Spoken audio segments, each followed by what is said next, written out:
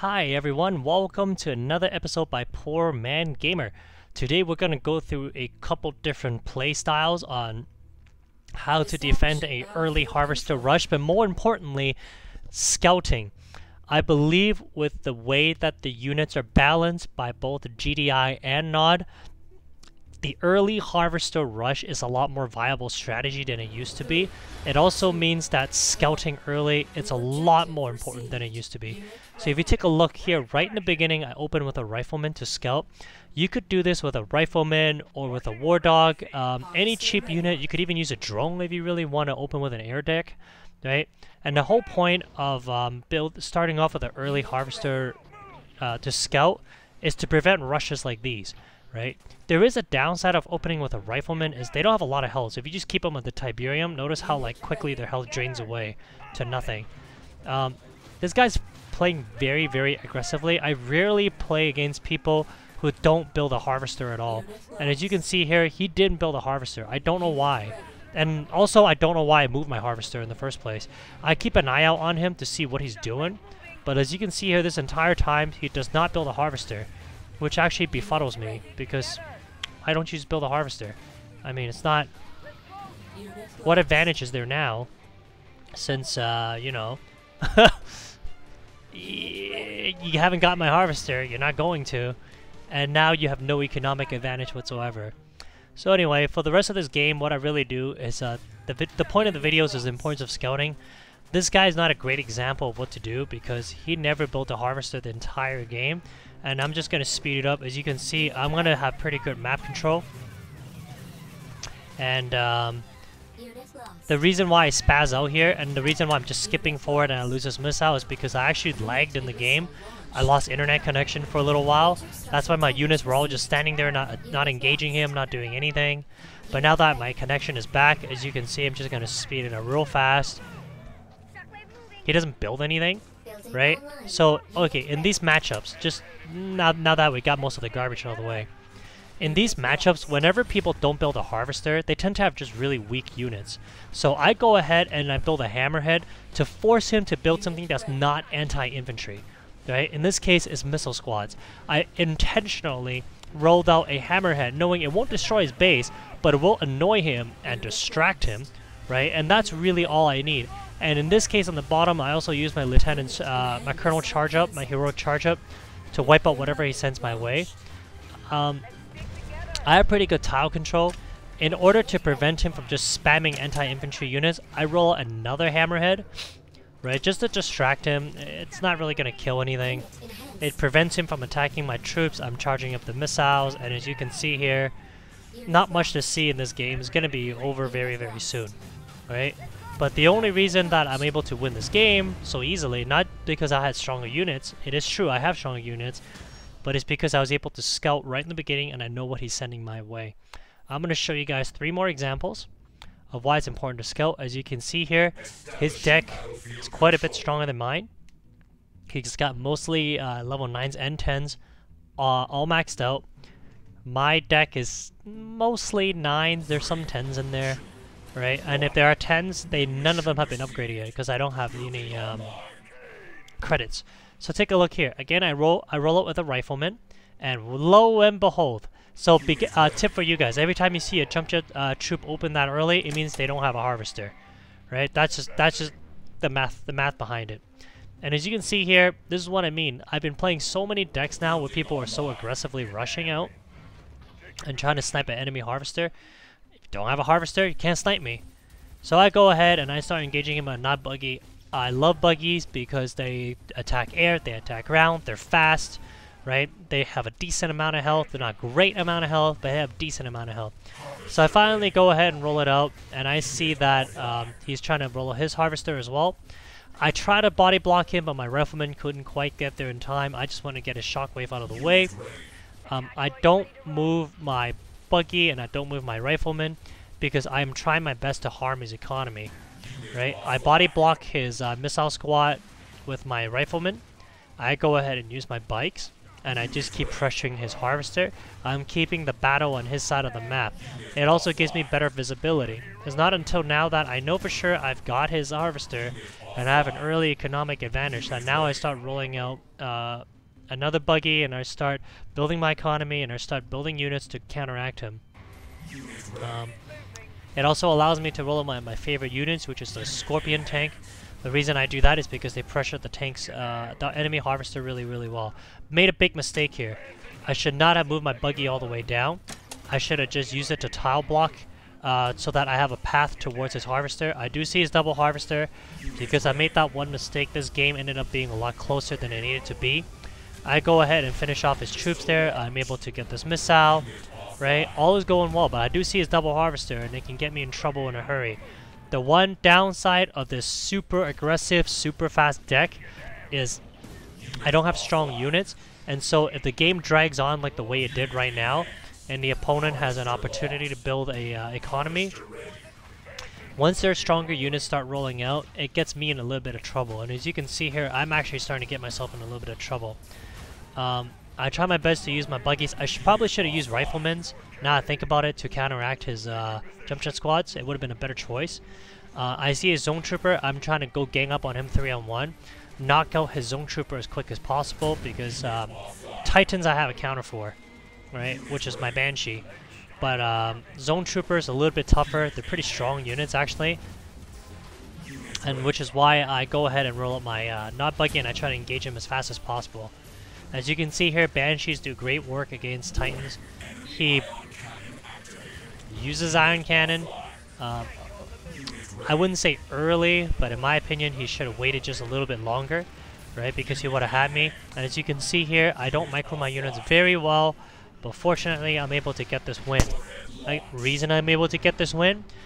I knew that he had a jump jet trooper trying to rush me right in the beginning because I scouted. Historically, for the longest time, I would just open with a not buggy, or I would open up with a Rhino if I'm a GDI, or I open with a Shockwave. But I find more and more that the opponents, they like to rush more.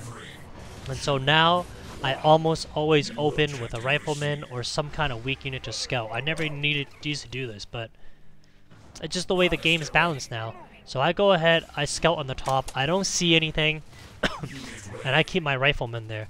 The reason I do that is because, let's take a look here. He is actively engaged, and my Rifleman, he doesn't know what I have, right? So if I do this, I could potentially bait him into building a lot of anti-infantry units.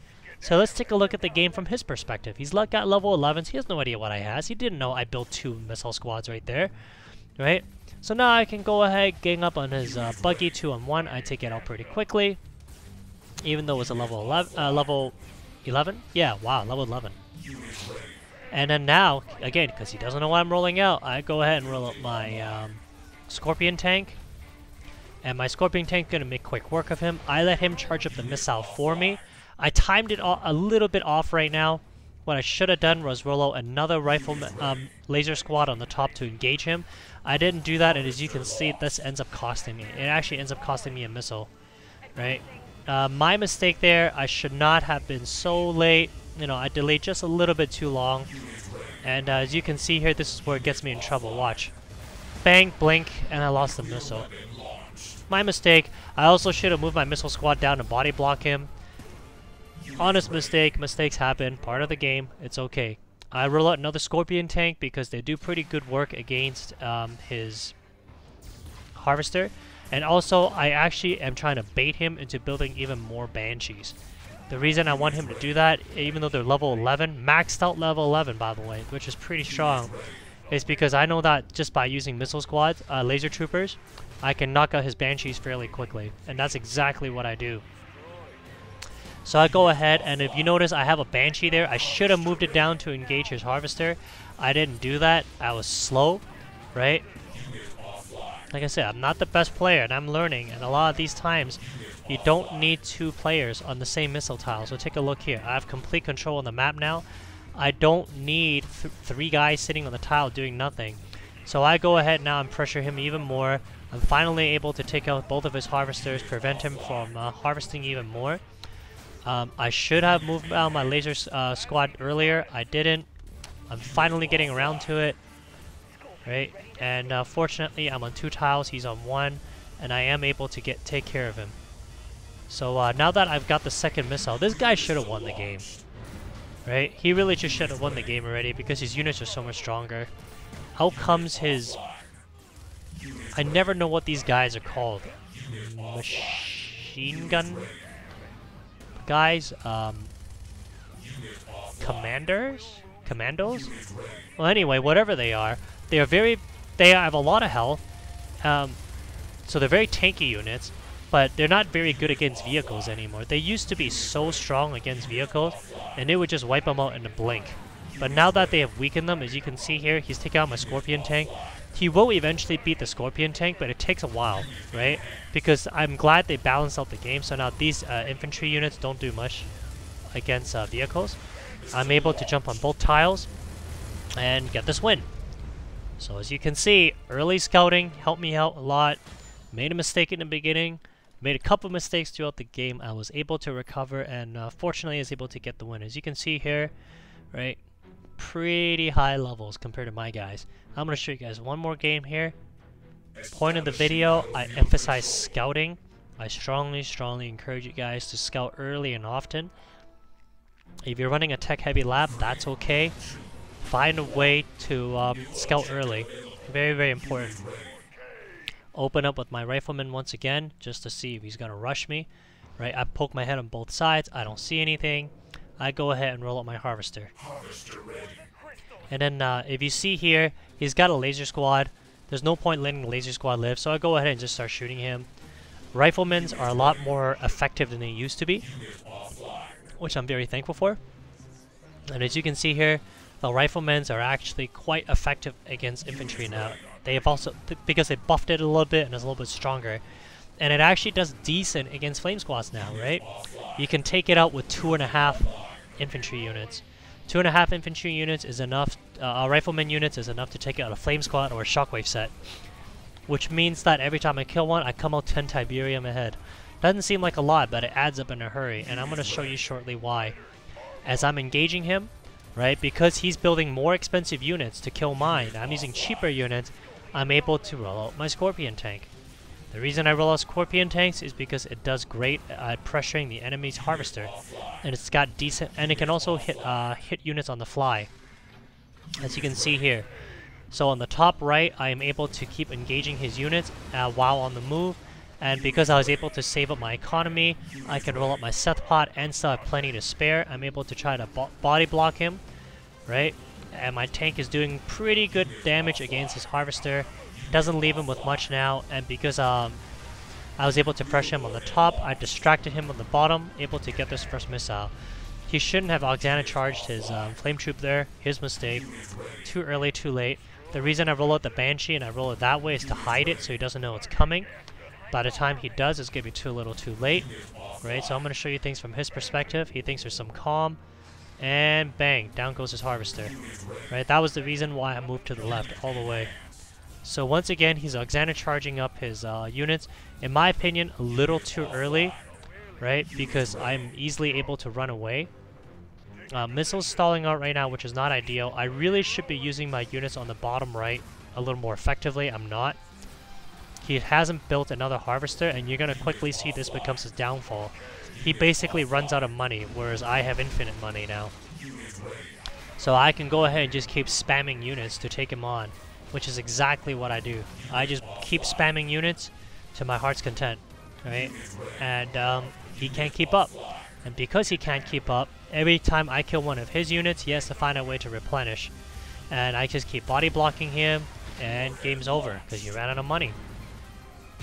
Able to get the win because of early scouting. So folks, I hope you guys enjoy that video.